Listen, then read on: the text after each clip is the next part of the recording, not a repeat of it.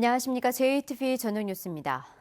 새만금 재생에너지단지의 첫 번째 사업인 육상 태양광 1구역의 우선 협상 대상자로 현대 엔지니어링 컨소시엄이 선정됐습니다. 이 컨소시엄은 현대 엔지니어링과 한국 남동발전, 전북업체 6곳 등 10개 업체로 구성되어 있습니다. 컨소시엄은 공모 제안서에서 전체 사업비 1,476억 원에서 주민 참여율 10%와 주민 수익률 7%, 그리고 지역기업의 시공 참여율 40%를 보장하겠다고 밝혔습니다. 또 이 사업과는 별도로 새만금 산업단지에 466억 원을 들여 제조 공장을 짓겠다고 덧붙였습니다. 새만금 육상 태양광 1구역 사업을 발주한 새만금 개발공사는 모레부터 이 컨소시엄과 우선 협상을 진행할 계획입니다. 대규모 사학 비리가 적발된 완산학원에 대해 전북교육청이 임시이사 파견을 추진합니다. 전북교육청은 다음 주 사학 비리에 책임이 있는 완산학원 이사 10명에 대한 임원 승인을 취소하기 위한 청문 절차를 진행한 뒤 오는 9월에 열리는 사학분쟁조정위원회에 임시이사 파견안을 상정할 예정입니다. 임시이사 파견안은 완산학원 측이 강력 반발할 경우 한 차례 연계될 수도 있어 이럴 경우 전북교육청의 임시이사 파견은 내년 초에나 가능해 학교 정상화가 예정보다 늦춰질 것으로 보입니다. 행정안전부가 인구 감소 위기 지역인 순창군의 청년 정착 사업을 지원합니다. 행안부는 순창군이 청년에게 거주 공간과 임대형 농장을 제공해서 정착을 유도하는 사업에 특별교부세 20억 원을 지원하기로 했습니다. 순창군은 공공주택과 스마트팜을 청년에게 임대해주고 영농 기술도 교육할 예정입니다. 로컬푸드 직매장의 농산물 판매액이 계속 늘고 있습니다. 올해 상반기 로컬푸드 직매장 38곳의 매출액은 486억 원으로 지난해 상반기보다 4.7% 늘었습니다. 로컬푸드 직매장에는 농민 1,400여 명이 농산물을 공급하고 있고 1인당 월 77만 3천 원의 소득을 올린 것으로 집계됐습니다. 21대 총선을 9개월 앞두고 정의당의 간판 인사들이 잇따라 전면에 복귀했습니다. 정의당 전국 동시 당직 선거 결과 중앙당에서는 심상정 의원이 2년 만에 다시 대표에 선출됐으며 과거 3년 동안 사무총장으로 당 살림과 전략을 마련해온 권태홍 전 전북도당 위원장을 4년 만에 다시 중앙당 사무총장에 발탁했습니다. 또 전북도당에서는 염경석 정책위원장이 2년 만에 다시 도당 위원장에 선출돼 본격적인 총선 준비에 착수할 계획입니다.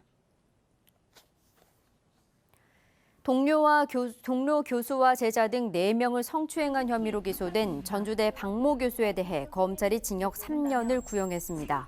전주지법 형사 2단독 심리로 열린 결심 공판에서 검찰은 박 교수가 여전히 혐의를 부인하고 피해자들에게 2차 가해를 한 점을 고려해달라며 징역 3년을 구형했고 박 교수는 미투 광풍 때문에 마녀 사냥을 당했다며 억울하다고 주장했습니다. 전북 여성문화예술인연대 등 도내 여성단체 회원들은 박 교수가 자신의 잘못을 인정하기는커녕 피해자의 사생활을 거론하며 2차 가해를 하고 있다며 재판부에 엄중한 처벌을 촉구했습니다.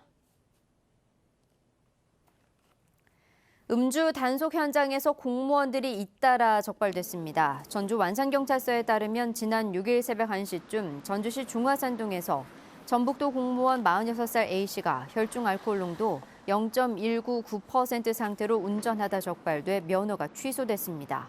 또 같은 날 밤 10시쯤 전주시 효자동에서 전주시 공무원 36살 B씨가 음주 측정을 거부해 면허가 취소됐습니다.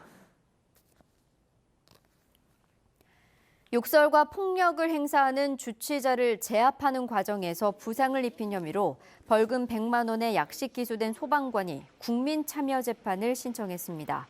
소방관 A씨는 지난해 9월 50살 B씨가 정읍의 한 초등학교 근처에서 쓰러졌다는 신고를 받고 출동했다가 별다른 이상이 없는 점을 확인하고 근처 종합병원으로 이송하려 했지만 술에 취한 B씨가 전북대 병원으로 후송해달라며 행패를 부리자 B씨를 제압하는 과정에서 전치 6주의 부상을 입힌 혐의로 기소됐습니다.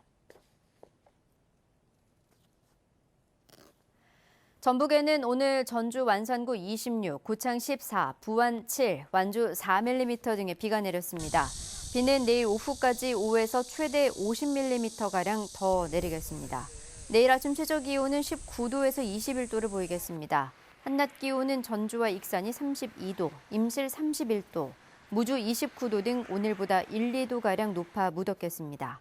목요일에는 장마전선의 영향권 아래 들어가겠습니다.